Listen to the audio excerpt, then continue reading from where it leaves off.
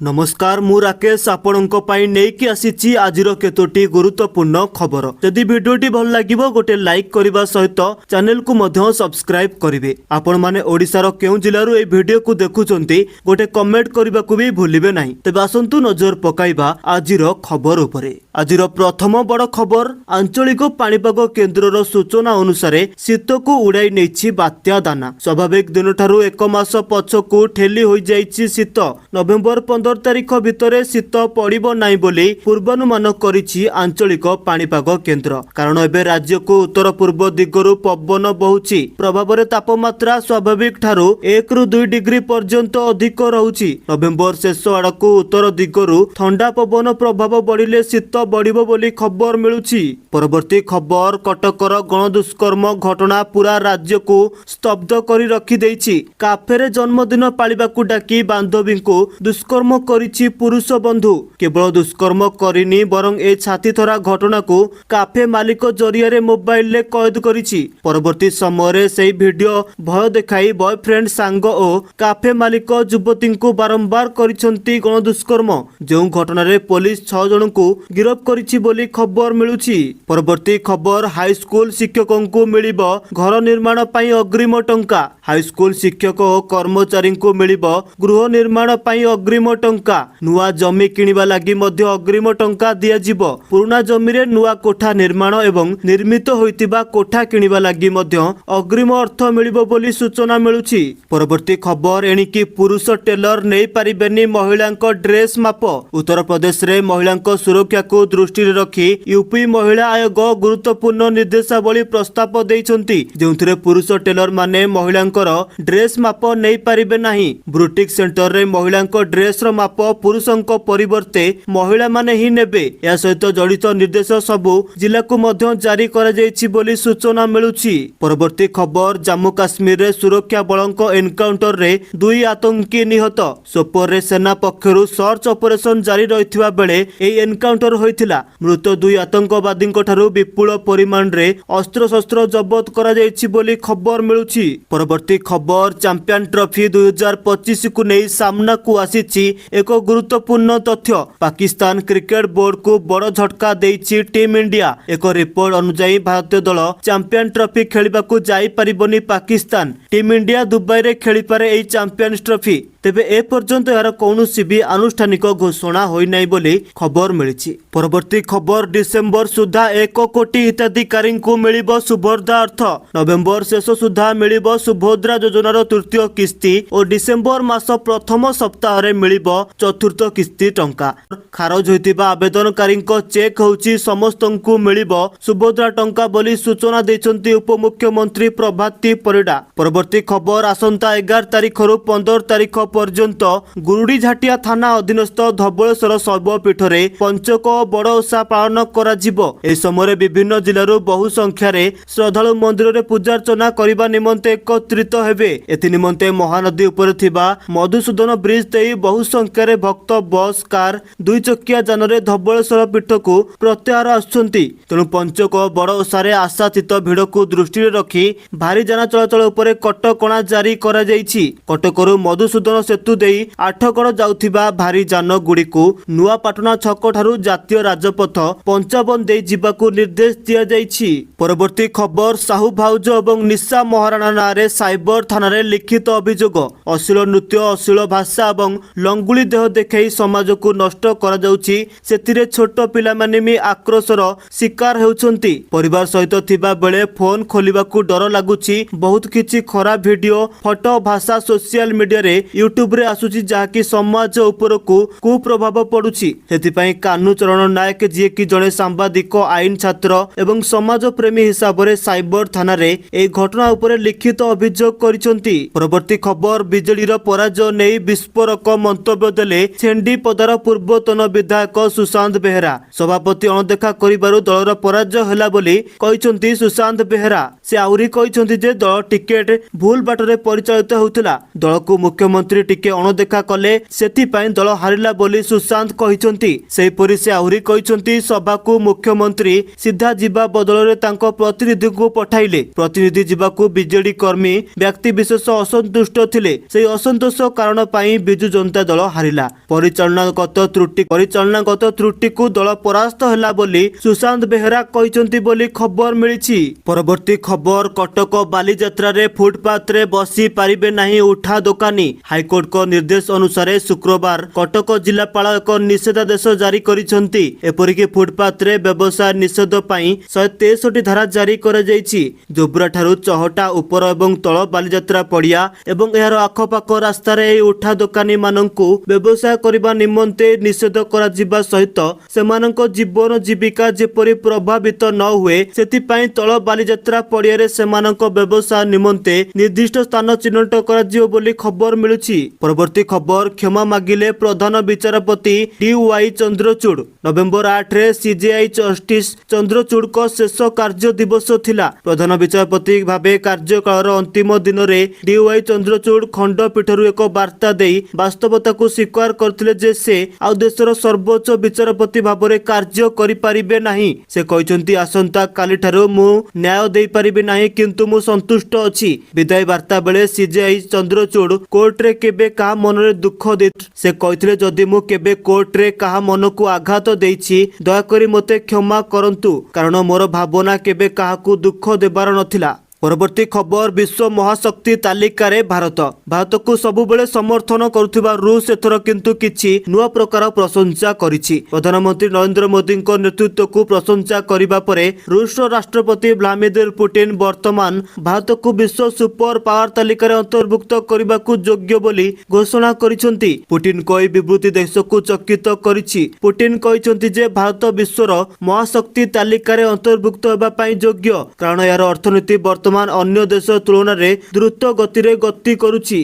खबर 2036 सुधा महिला विरोधी अपराध मुक्त हेब ओडिशा। कटक गणदुष्कर्म मामला को राज्य सरकार गुरुत्व नहीं सही कहिसंती बोली आईन मंत्री पृथ्वीराज हरिचंदन प्रतिक्रिया रखिसंती। मंत्री कहिसंती महिलांको उपरे आक्रमण हेउ कि निर्यातना किंबा दुष्कर्म सरकार कठोर भाबरे दमन करिवे बोली निष्पत्ति नैछंती। महिला विरोधी अपराधर शून्य सहनशीलता नीति आपणेबाकू सरकार कहिसंती। कटक रे दुर्भाग्यपूर्ण स्थिति रे जो घटना घटिछि सेही घटना रे कठोई कार्यानुष्ठान पाई कुआ जाइछि। कोनोसी टाळटुळ नीति आपणाइबेनी सरकार। दोषी को दंडित करिबा पाई सबु पदक्षेप निया जिवो। ओडिसा रे महिला विरोधी अपराध रे दंड विधान हार सजाडिबा पाई पदक्षेप निया जाउछि। 2036 सुधा ओडिसा देश रे महिला विरोधी अपराध मुक्त होबो बोली आईन मंत्री कहिसंती। परवर्ती खबर डिसेंबर शेष सुधा नूतन राजस्व आईन को सहज सरल और लोकाभिमुखी करा जिवो। या द्वारा लोकमानक विभिन्न समस्यार शीघ्र समाधान होई परिबो। प्रधानमंत्री आवास योजना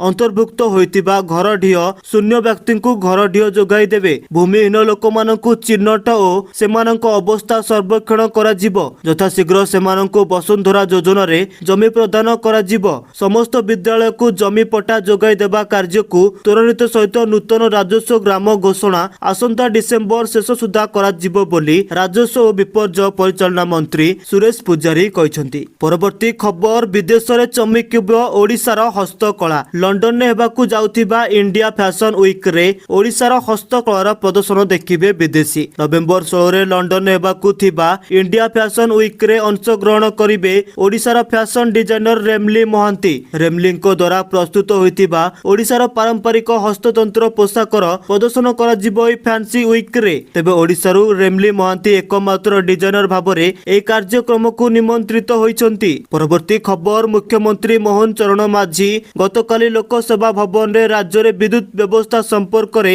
समीक्षा करिसंती। द्रुत शिल्पायन आर्थिक अभिवृद्धि जोगु राज्य रे विद्युत चाहिदा द्रुत गति रे बढ़ुची। आसंता 5 वर्ष अर्थात 2019-30 बेलकू विद्युत चाहिदा को आखि आगर रखी विद्युत उत्पादन सरबराह एवं वितरण व्यवस्था रोड मैप प्रस्तुत करबा पई मुख्यमंत्री निर्देश दैछंती। 2029-30 बेलकू राज्य रे पीक डिमांड प्राय 10,000 मेगावाट रहिबो। ए ଚାହିଦା ପୂରଣ କରିବା ପାଇଁ ଏକ ରୋଡ ମ୍ୟାପ୍ ପ୍ରସ୍ତୁତ କରିବା ଆବଶ୍ୟକ ବୋଲି ମୁଖ୍ୟମନ୍ତ୍ରୀ ସୂଚନା ଦେଇଛନ୍ତି। ପରବର୍ତ୍ତୀ ଖବର, ଦକ୍ଷିଣ ଆଫ୍ରିକା ବିପକ୍ଷ ପ୍ରଥମ ଟି20 ଅନ୍ତର୍ଜାତୀୟ ମ୍ୟାଚରେ ଟିମ୍ ଇଣ୍ଡିଆର ଓପନର ସଞ୍ଜୁ ସାମସନ ଏକ ଧୁଆନ୍ଧାର ଇନିଂସ ଖେଳିଛନ୍ତି। ସେ ବାଂଲାଦେଶ ବିପକ୍ଷ ଶେଷ ଟି20 ଅନ୍ତର୍ଜାତୀୟ ମ୍ୟାଚରେ ମଧ୍ୟ ଶତକ ମାରିଥିଲେ ଏବଂ ଡରବାନରେ ଦକ୍ଷିଣ ଆଫ୍ରିକା ବିପକ୍ଷରେ ସେ ମଧ୍ୟ ଶତକୀୟ ଇନିଂସ ଖେଳିଛନ୍ତି। ସେ ଲଗାତାର 2ଟି ଟି20 ଅନ୍ତର୍ଜାତୀୟ ମ୍ୟାଚରେ ଶତକ ହାସଲ କରିଥିବା ପ୍ରଥମ ଭାରତୀୟ ବ୍ୟାଟ୍ସମ୍ୟାନ୍ ହୋଇଛନ୍ତି। ଏହି ଇନିଂସରେ ସଞ୍ଜୁ ସାମସନ ମାତ୍ର 50ଟି ବଲର ସମ୍ମୁଖୀନ ହୋଇ ବିଶାଳକାୟ 10ଟି ଛକା ମାରି 7ଟି ଚୌକା ସହିତ 107 ରନ୍ ସଂଗ୍ରହ କରିଥିଲେ। ଏହା ମଧ୍ୟ 214 ପରବର୍ତ୍ତୀ ଖବର, ନାଳରୁ ଧରା ପଡ଼ିଲା 7 ଫୁଟର ବଉଳା କୁମ୍ଭୀର। ବାଲେଶ୍ୱର ଜିଲ୍ଲା Bhograi block Bichitrapur eco tourism ନିକଟ ସମୁଦ୍ରକୁ ଲାଗିଥିବା ଏକ ନାଳରୁ 7 ଫୁଟ 6 ଇଞ୍ଚ ଲମ୍ବର ଏକ ବଉଳା କୁମ୍ଭୀରକୁ ଭିତରକନିକା ଓ ଉଦୟପୁର ବନ ବିଭାଗ ମିଳିତ ଭାବରେ କୌଶଳ କ୍ରମେ ଗୁରୁବାର ରାତିରେ ପେଟ୍ରୋଲିଂ କରି ଧରିଛନ୍ତି। କୁମ୍ଭୀରକୁ ଧରି ଭିତରକନିକା ବନ ବିଭାଗ ସେଠାକୁ ନେଇଥିବାର ସୂଚନା ମିଳିଛି। ପରବର୍ତ୍ତୀ ଖବର, ସୁନା ପ୍ରେମୀଙ୍କ ପାଇଁ ବଡ଼ ଖବର। ଗତକାଲି ସୁନା ଦରରେ ବୃହତ ହ୍ରାସ ହୋଇଥିବା ବେଳେ ଆଜି ଦରରେ ପରିବର୍ତ୍ତନ ଦେଖାଦେଇଛି। ପୁଣି ଥରେ ବୃଦ୍ଧି ପାଇଛି ସୁନା ରେଟ୍। ବୁଲିୟନ ବଜାର ଦର ଅନୁଯାୟୀ ଆଜି 50,000 ଟଙ୍କା ତଳେ 14 କ୍ୟାରେଟ ସୁନା ଭରି ପିଛା ଦର ରହିଛି। 14 କ୍ୟାରେଟ ଭରି ପିଛା ମୂଲ୍ୟ 49,970 ଥିବା ବେଳେ 18 କ୍ୟାରେଟର ଦାମ 62,760 ଟଙ୍କା ରହିଛି। ସେପଟେ 20 କ୍ୟାରେଟର ଦାମ 78,960 ଓ 22 କ୍ୟାରେଟର ଦାମ 77,480 ଟଙ୍କା ରହିଛି। ପରବର୍ତ୍ତୀ ଖବର, ସଲମାନ ଖାନଙ୍କୁ ପୁଣି ଥରେ ମିଳିଲା ହତ୍ୟା ଧମକ। ଧମକ ଗୁରୁବାର ମୁମ୍ବାଇର ଟ୍ରାଫିକ ନିୟନ୍ତ୍ରଣ କକ୍ଷକୁ ପଠାଯାଇଛି। ଏକ ଗୀତକୁ ଦର୍ଶାଇ ଏହି ଧମକ ଦିଆଯାଇଥିଲା, ଯେଉଁଥିରେ ଉଭୟ ସଲମାନ ଖାନ ଏବଂ ଲରେନ୍ସଙ୍କୁ ସଂଯୋଗ କରାଯାଇଥିବାର କୁହାଯାଇଛି। ସେଥିରେ ଆହୁରି ବି କୁହାଯାଇଛି ଯେ 1 ମାସ ମଧ୍ୟରେ ଗୀତିକାରଙ୍କ ଉପରେ ଘୋର ପ୍ରତିଶୋଧ ନିଆଯିବ। ଏ ଧମକରେ କୁହାଯାଇଛି ଗୀତିକାର ଆଉ ଗୀତ ଲେଖିବାରେ ସକ୍ଷମ ହେବେ ନାହିଁ। ସଲମାନ ଖାନଙ୍କୁ ସିଧାସଳଖ ଚ୍ୟାଲେଞ୍ଜ କରି ଏ ବାର୍ତ୍ତାକୁ ଜାରି କରାଯାଇଛି। ସେ ଯଦି ସଲମାନ ଖାନଙ୍କ ସାହସ ଅଛି ତେବେ ସେ ସେମାନଙ୍କୁ ବଞ୍ଚାଇବା ଉଚିତ ବୋଲି ଧମକରେ ସୂଚିତ କରାଯାଇଥିବାର ଖବର ମିଳିଛି। ପରବର୍ତ୍ତୀ ଖବର, ନୟାଗଡ଼ ଜିଲ୍ଲା ନୂଆଗାଁ ଥାନା ଅନ୍ତର୍ଗତ ସୋରଡ଼ା ଛକରେ ଏକ ମର୍ମନ୍ତୁଦ ସଡ଼କ ଦୁର୍ଘଟଣା ଘଟିଛି। ଏଠାରେ ଗଛକୁ ପିଟି ଭାରସାମ୍ୟ ହରାଇ ଓଲଟି ପଡ଼ିଲା ଯାତ୍ରୀବାହୀ ବସ୍। ଏହି ଦୁର୍ଘଟଣାରେ ବସ୍ ଚାଳକଙ୍କର ମୃତ୍ୟୁ ଘଟିଥିବା ବେଳେ ହେଲ୍ପରଙ୍କ ସମେତ 9 ଜଣ ଗୁରୁତର ହୋଇଥିବା ଜଣାପଡ଼ିଛି। ଏଣେ ବସ୍ରେ ଥିବା 30ରୁ ଅଧିକ ଯାତ୍ରୀ ଆହତ ହୋଇଛନ୍ତି। ଆହତ ଯାତ୍ରୀମାନଙ୍କୁ ଉଦ୍ଧାର କରାଯାଇ ଦଶପଲ୍ଲା ଗୋଷ୍ଠୀ ସ୍ୱାସ୍ଥ୍ୟ କେନ୍ଦ୍ରରେ ଭର୍ତ୍ତି କରାଯାଇଥିବାର ଖବର ମିଳିଛି। ପରବର୍ତ୍ତୀ ଖବର, ଗଞ୍ଜାମ ଜିଲ୍ଲାର ପ୍ରସିଦ୍ଧ ଇଷ୍ଟଦେବୀ ମା ତାରାତାରିଣୀଙ୍କ ମନ୍ଦିରରେ ପଶି ଦୁର୍ବୃତ୍ତମାନେ ତାରାତାରିଣୀଙ୍କ 2 ଭଉଣୀଙ୍କ ପିନ୍ଧା ଅଳଙ୍କାରକୁ ଲୁଟି ନେଇଥିଲେ, ଯାହାକି ମନ୍ଦିରରେ ଏଭଳି ଅବାଧ ପ୍ରବେଶ ହେତୁ ମାଙ୍କ ମନ୍ଦିର ଅପବିତ୍ର ହୋଇପଡ଼ିଛି। ଏଣୁ ଏହାକୁ ଶୁଦ୍ଧ କରି ପବିତ୍ରତା ଫେରାଇ ଆଣିବା ନିମନ୍ତେ ଶୁକ୍ରବାର ପରମ୍ପରା ଅନୁଯାୟୀ ପୂଜା ପାଠ ଆରମ୍ଭ ହୋଇଛି। ଜିଲ୍ଲାର ବିଭିନ୍ନ ସ୍ଥାନରୁ ପଣ୍ଡିତ ବ୍ରାହ୍ମଣ ମାନେ ଯୋଗ ଦେଇଛନ୍ତି ବୋଲି ଖବର ମିଳିଛି। ପରବର୍ତ୍ତୀ ଖବର, ଅବସର ପୂର୍ବରୁ ବଡ଼ ନିଷ୍ପତ୍ତି ନେଲେ ଚନ୍ଦ୍ରଚୂଡ଼। ସୁପ୍ରିମକୋର୍ଟର ବିଚାରପତି ମାନଙ୍କୁ ଦିଆଯାଇଥିବା ଦୀର୍ଘ ଗ୍ରୀଷ୍ମ ଛୁଟି ବିଷୟରେ ସବୁବେଳେ ପ୍ରଶ୍ନ ଉଠେ।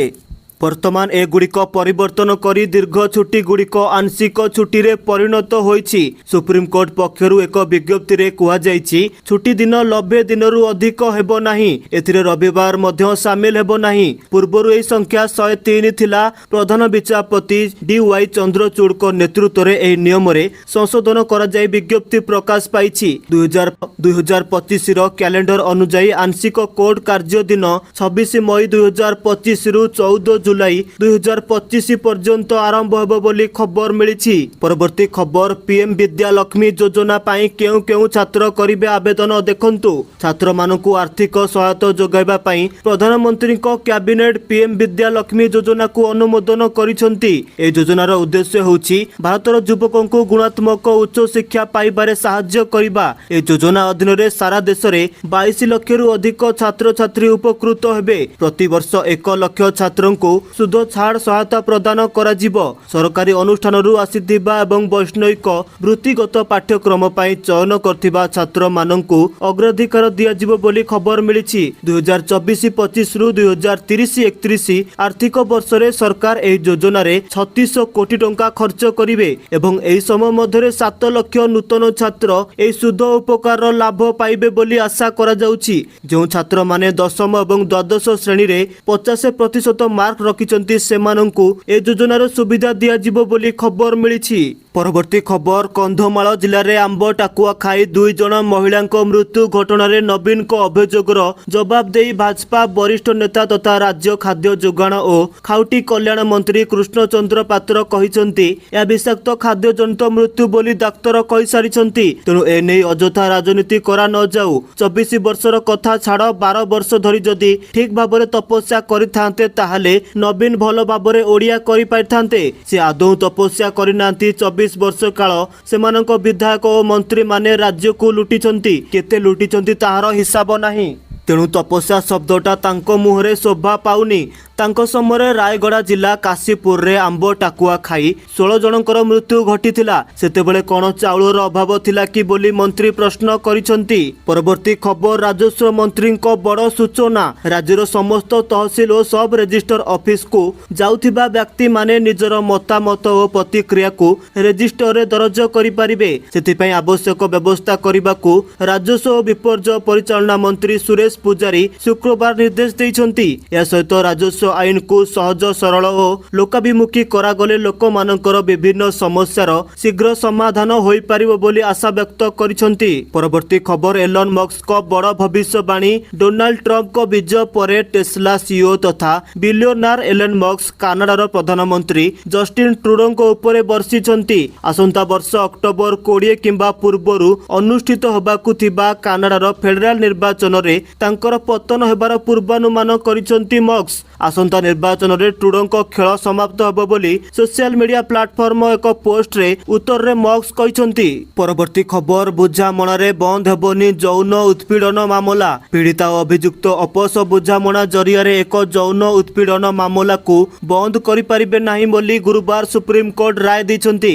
ରାଜସ୍ଥାନର ଜଣେ ଶିକ୍ଷକଙ୍କ ବିରୋଧରେ ନିଜ ନାବାଳିକା ଛାତ୍ରୀଙ୍କୁ ଯୌନ ନିର୍ଯାତନା ଦେଇଥିବା ଅଭିଯୋଗ ହୋଇଥିଲା। ରାଜସ୍ଥାନ ହାଇକୋର୍ଟ ଏହି ମାମଲାରେ ଅଭିଯୁକ୍ତ ଶିକ୍ଷକଙ୍କୁ ଆଶ୍ୱସ୍ତି ପ୍ରଦାନ କରିଥିଲେ। କିନ୍ତୁ ସୁପ୍ରିମକୋର୍ଟ ହାଇକୋର୍ଟ ରାୟକୁ ଖାରଜ କରିବା ସହିତ ଉପରୋକ୍ତ ନିଷ୍ପତ୍ତି ଦେଇଛନ୍ତି। ପରବର୍ତ୍ତୀ ଖବର ଗର୍ଜିଲେ ମୋଦି। ଧୁଲେରେ ଏକ ସାଧାରଣ ସଭାକୁ ସମ୍ବୋଧିତ କରି ପ୍ରଧାନମନ୍ତ୍ରୀ ମୋଦି କହିଛନ୍ତି ମହାରାଷ୍ଟ୍ରର ଏହି ମାଟି ପ୍ରତି ମୋର ସ୍ନେହ ବିଷୟରେ ସମସ୍ତେ ଭଲ ଭାବରେ ଜାଣିଛନ୍ତି। ଯେତେବେଳେ ବି ମୁଁ ମହାରାଷ୍ଟ୍ରକୁ କିଛି ମାଗିଛି ଏଠାକାର ଲୋକମାନେ ମୋତେ ସବୁ କିଛି ଦେଇଥିଲେ। ମୁଁ 2024 ବିଧାନସଭା ନିର୍ବାଚନ ସମୟରେ ଭାଜପାର ଚମତ୍କାର ବିଜୟ ଦେଇଛନ୍ତି। ପ୍ରଧାନମନ୍ତ୍ରୀ ମୋଦି କହିଛନ୍ତି ମହିଳା ସଶକ୍ତିକରଣ ପାଇଁ ଆମ ସରକାର ଯେଉଁ ପଦକ୍ଷେପ ନେଉଛନ୍ତି ତାହାକୁ କଂଗ୍ରେସ ଏବଂ ଏହାର ସହଯୋଗୀ ଦଳକୁ ବରଦାସ୍ତ ହେଉନାହିଁ। ଲଡ଼କି ବେହେନ ଯୋଜନା କେବଳ ମହାରାଷ୍ଟ୍ରରେ ନୁହେଁ ଏହା ସମଗ୍ର ଦେଶରେ ଘଟୁଛି। କିନ୍ତୁ ଏହାକୁ ରୋକିବା ପାଇଁ କଂଗ୍ରେସ ବିଭିନ୍ନ ଷଡ଼ଯନ୍ତ୍ର କରିଚାଲିଛି। ମହାରାଷ୍ଟ୍ରର ପ୍ରତ୍ୟେକ ମହିଳା ଏହି MBA ମେଣ୍ଟ ପ୍ରତି ଲୋକଙ୍କ ପ୍ରତି ସତର୍କ ରହିବାକୁ ପଡ଼ିବ। ଏହି ଲୋକମାନେ କଦାପି ମହିଳା ଶକ୍ତି ସଶକ୍ତିକରଣକୁ ଦେଖିପାରିବେ ନାହିଁ। ଏହି ମେଣ୍ଟ ମହିଳାଙ୍କ ପ୍ରତି ଅତ୍ୟାଚାର କରିବା ଆରମ୍ଭ କରିଦେଇଛି। ଅପମାନଜନକ ଭାଷା ବ୍ୟବହାର କରାଯାଉଛି ମଧ୍ୟ। ମହାରାଷ୍ଟ୍ରର କୌଣସି ମା ଏବଂ ଭଉଣୀ MBA ଏହି କାର୍ଯ୍ୟକୁ କ୍ଷମା କରିପାରିବେ ନାହିଁ ବୋଲି ମୋଦି କହିଛନ୍ତି। ପରବର୍ତ୍ତୀ ଖବର ଟ୍ରମ୍ପକୁ ନେଇ ବୟାନ ଦେଲେ ବାବା ରାମଦେବ। ରାଷ୍ଟ୍ରପତି ଭାବରେ ଡୋନାଲ୍ଡ ଟ୍ରମ୍ପ ନିର୍ବାଚିତ ହେବା ପରେ କେତେକ ଦେଶରେ ଅସନ୍ତୋଷ ବୃଦ୍ଧି ପାଇଥିବା ବେଳେ କେତେକ ଦେଶବାସୀ ଖୁସି ହେଉଛନ୍ତି। ଟ୍ରମ୍ପଙ୍କ କ୍ଷମତାକୁ ଫେରିବାକୁ ଭାରତ ସ୍ୱାଗତ କରୁଛି। ଏଥିମଧ୍ୟରେ ଯୋଗ ଗୁରୁ ବାବା ରାମଦେବ ଟ୍ରମ୍ପଙ୍କୁ ତାଙ୍କ ନିର୍ବାଚନରେ ବିଜୟ ପାଇଁ ଅଭିନନ୍ଦନ ଜଣାଇ କହିଛନ୍ତି ଟ୍ରମ୍ପ ଭାରତକୁ ବହୁତ ଭଲ ପାଆନ୍ତି। ସେ ସନାତନ ଧର୍ମର ସମର୍ଥକ ମଧ୍ୟ ଅଟନ୍ତି। ଟ୍ରମ୍ପଙ୍କ ଆମେରିକା ପାଷ୍ଟ ନୀତିକୁ ପ୍ରଶଂସା କରି ସେ କହିଛନ୍ତି ଯେ ଜାତୀୟତା ଉପରେ ଆଧାରିତ ଏହି ଆଦର୍ଶ ଭାରତର ଆଦର୍ଶ ସହିତ ସମ୍ପୂର୍ଣ୍ଣ ମେଳ ଖାଉଛି। ଟ୍ରମ୍ପଙ୍କ ବିଜୟ ଭାରତ ଏବଂ ଆମେରିକା ମଧ୍ୟରେ ଏକ ନୂତନ ଯୁଗର ଆରମ୍ଭକୁ ଚିହ୍ନିତ କରିଛି ବୋଲି ସେ କହିଛନ୍ତି। ପରବର୍ତ୍ତୀ ଖବର ବେକରେ ଟାଙ୍ଗିଆ ଲଗାଇ ମିନି ବ୍ୟାଙ୍କ କର୍ମଚାରୀଙ୍କ ଠାରୁ ଲକ୍ଷାଧିକ ଟଙ୍କା ଲୁଟ୍ ହୋଇଛି। ବ୍ୟାଙ୍କ କର୍ମଚାରୀ ଭାଇ ଭଉଣୀ ବାଇକରେ ଯିବା ବେଳେ 2ରୁ ଅଧିକ ଦୁର୍ବୃତ୍ତ ଏକ ବାଇକରେ ଆସି ତାଙ୍କ ବେକରେ ଟାଙ୍ଗିଆ ଲଗାଇ 7,30,000 ଟଙ୍କା ସହିତ ଲ୍ୟାପଟପ୍ ଓ ବ୍ୟାଙ୍କ ଚେକ୍ ଲୁଟି ନେଇଛନ୍ତି। ବଲାଙ୍ଗୀର ଜିଲ୍ଲା ମୁରିବାହାଲ ଥାନା ପଟ୍ଟାମରା ହଳଦୀ ଯିବା ରାସ୍ତାରେ ଲୁଟ୍ ହୋଇଥିବାର ଅଭିଯୋଗ ମିଳିଛି।